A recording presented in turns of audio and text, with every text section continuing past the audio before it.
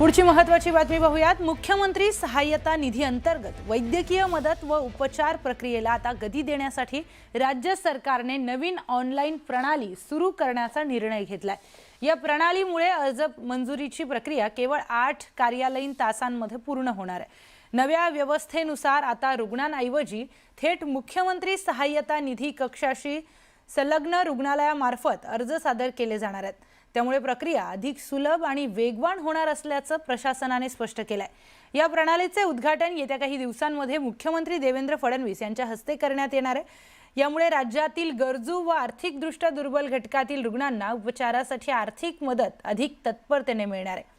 गेल्या आर्थिक वर्षामध्ये 1 एप्रिल 2025 ते 31 मार्च 2026 या कालावधीमध्ये राज्यातील 40,776 रुग्णांना एकूण 333 कोटी 6,81,500 रुपयांची वैद्यकीय मदत देण्यात आली आहे। तर नागपूर जिल्ह्यातील 2,320 रुग्णांना 19 कोटी 79 लाख रुपयांची आर्थिक मदत मिळाली आहे। नवीन प्रणालीमुळे मदत वितरणाची प्रक्रिया अधिक पारदर्शक आणि जलद होणार असल्याचंही सांगण्यात आलंय। आणि या सगळ्या बाबतीत बोलण्यासाठी आपल्यासोबत या कक्षाचे सचिव डॉक्टर सागर पांडे सर आहेत। सर, गेली 10 वर्ष रुग्णांसाठी अतिशय मदतीचा हा कक्ष ठरलेला आहे। आता हे ऑनलाईन होतं, कशी सगळी प्रक्रिया असणार आहे, रुग्णांना कसा दिलासा मिळणार? माननीय मुख्यमंत्री श्री देवेंद्रजी फडणवीस यांच्या संकल्पनेतून व त्यांच्या आदेशान्वये आता ही नवीन ऑनलाईन प्रणाली सुरू करण्यात येत आहे। लवकरच याचं उद्घाटन जे आहे माननीय मुख्यमंत्री यांच्या हस्ते करण्यात येणार आहे। सध्या ट्रायल अँड एरर बेसिसवरती आहेत हे ऑनलाईन पोर्टल आम्ही सुरू केलेलं आहे। मुंबई मंत्रालय जे आहे तिथे आमचे कक्ष प्रमुख श्री रामेश्वर नाईक जे आहेत त्यांच्या मार्गदर्शनात ही सर्व प्रक्रिया सध्या सुरू आहे। पूर्वी असं होतं की जे आमचे कक्ष आहेत, प्रत्येक जिल्ह्यात जे कक्ष स्थापन करण्यात आले आहेत तिथे ऑफलाईन प्रणालीद्वारे जे आहेत संपूर्ण डॉक्युमेंट्स जे आहेत रुग्णांच्या नातेवाईकांना निर्देश होते की तुम्ही इथे या आणि जमा करा।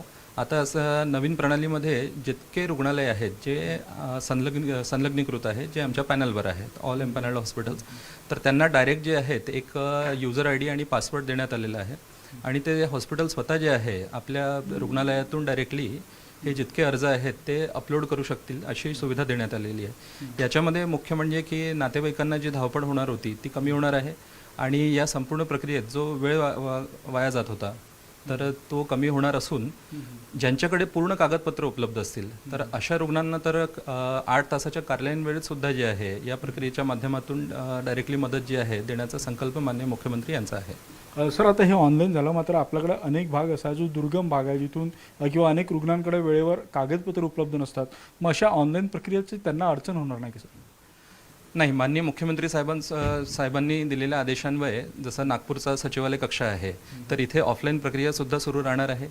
आपत्कालीन परिस्थितीच्या वेळेस आम्हाला जाणीव आहे की नातेवाईक आणि रुग्ण जे आहेत ते पहिले ॲम्ब्युलन्स शोधतील, ते कागदपत्र शोधणार नाही।